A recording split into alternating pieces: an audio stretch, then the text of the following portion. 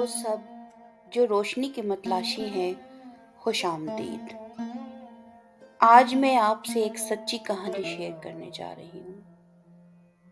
ایسی کہانی جو شاید آپ کے دل کے بہت قریب ہو، کیونکہ بعض اوقات ہم خود نہیں جانتے کہ ہمارے ساتھ ہو کیا رہا ہے جب تک سب کچھ بدل نہ جائے۔ یہ ان دنوں کی بات ہے جب میری زندگی بہت خوبصورت لگ رہی تھی، کام میں برکت، دل میں سکون، ہر طرف خوشی ہی خوشی تھی۔ لیکن پھر ایک دم سب کچھ جیسے الٹ پلٹ گیا ہو۔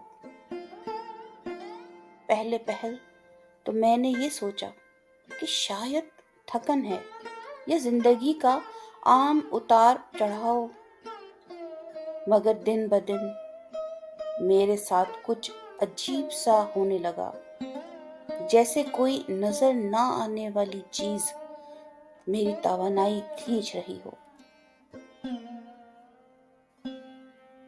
میرے جسم میں تھکن ایسی تھی جیسے کئی دنوں سے سوئی نہ ہوں۔ نیند آتی مگر سکون نہ تھا۔ دل اکثر بے چین اور بوجھل رہنے لگا۔ پھر میرے ارد گرد چیزیں گرنے لگیں، کبھی شیشہ ٹوٹ جاتا، کبھی موبائل ہاتھ سے چھوٹ جاتا، کبھی بلب خود بخود فیوز ہو جاتا۔ یہ سب کچھ ایک اتفاق لگ رہا تھا، مگر مسلسل ہو رہا تھا۔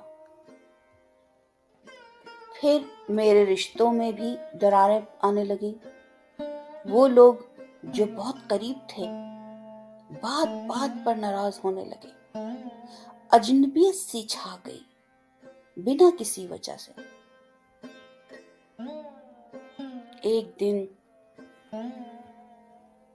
میں نے یہ سب اپنی نانی کے ساتھ شیئر کیا۔ انہوں نے خاموشی سے سنا اور آہستہ سے کہا، بیٹا، ہو سکتا ہے تم پر کسی کی نظر ہو گئی ہو۔ یہ الفاظ میرے دل کو چیر کر گئی۔ میں نے ہمیشہ یہ سب باتیں مذاق میں لی تھی، مگر اب جو ہو رہا تھا وہ عام نہیں تھا۔ میں خود کو کھوئی کھوئی محسوس کرنے لگی تھی۔ میں نے ایک کمرہ بند کیا، ہاتھ میں تھوڑا سا نمک لیا، گہری سانس لی اور اپنی پوری توجہ اپنے ارد گرد کی فضا پر رکھی۔ میں نے تصور کیا کہ میں ہر منفی چیز کو خود سے دور کر رہی ہوں۔ پہلے دن مجھے کوئی خاص فرق محسوس نہ ہوا، مگر دوسرے دن میرا جسم تھوڑا ہلکا لگنے لگا، جیسے اندر سے کوئی بوجھ اتر گیا ہو۔ تیسرے دن میں جب سو کر اٹھی تو کئی دنوں کے بعد پہلی بار مجھے لگا کہ میں واقعی جاگ گئی۔ میری سانسیں کھل گئیں۔ میں نے خود سے وعدہ کیا کہ اب میں اپنی ذاتی خوشیوں کو سب کے ساتھ فوراً شیئر نہیں کروں گی۔ میں نے سیکھا کہ کچھ چیزیں صرف اپنے دل میں رکھنے والی ہوتی ہیں۔ آہستہ آہستہ میرے تعلقات دوبارہ بہتر ہونے لگے۔ جو لوگ مجھ سے دور ہو گئے تھے وہ واپس آنے لگے۔ میری زندگی میں دوبارہ نرمی، سکون اور توازن آنے لگا۔ میں نے سمجھا کہ نظر بد کوئی جادو نہیں، بلکہ ایک طرح کی توانائی ہے جو جلتی ہوئی خواہش یا حسد سے پیدا ہوتی ہے۔ یہ محسوس کی جاتی ہے، دیکھی نہیں جا سکتی۔ تب سے میں نے اپنی توانائی کی حفاظت کرنا سیکھ لی۔ اوور شیئرنگ، باؤنڈریز بنائی۔ میں نے ان سب چیزوں کو بند کر دیا اور خود کو بہتر سمجھنا شروع کر دیا۔ اب جب بھی میں खुश होती हूँ मैं उसे फौरन शेयर नहीं करती, बल्कि पहले उसे पूरी तरह महसूस करती हूँ, समेटती हूँ और महफूज करती हूँ।